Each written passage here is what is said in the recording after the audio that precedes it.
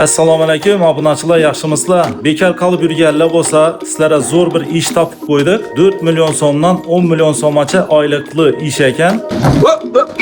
Eng asosiysi mashinalaringiz bo'lishi kerak ekan va pravolaringiz bo'lishi kerak ekan. Nechik ish edi bu? Jahongir aka, o'zingiz tushuntirib bersangiz. 20 yoshdan 35 yoshgacha bo'lishi kerak. Real Gold Digger kompaniyasi domashniy suv filtr apparatlari bilan shug'ullanamiz. Reklama marketing. Ofisga kelsangizlar, podrobniy hammasini tushuntiramiz. Oylik nam, ish nam, no'ish atilishi, obuchiniya bo'ladi bizda. Ishni o'zlarimiz o'rgatamiz.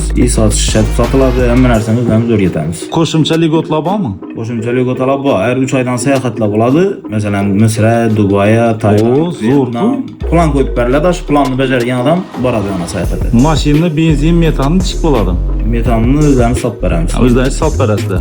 Alasa, shu ekranda yozilgan nomerlarga срочный telefon qilinglar. Suhbatdan o'tsangizlar, to'g'ri kelsa, yana oq ko'ylaklarni kiyib, akkuratniy joyda ishlab yuraverasizlar. Ofislarimiz adresini tushuntirib o'tamiz. Yana shu Perikroskadan chapga burilsangizlar, Sputnikka qarab ketadi. Yana Yamanda Avto Olam, Ko'na mashin bozordan kirib kelaverishda yana shu yerda joylashgan ofislarimiz. Bu videolarni uyda bekor o'tirgan yoshlarga yuborib qo'yamiz. Yana shu yerda ofislarimiz.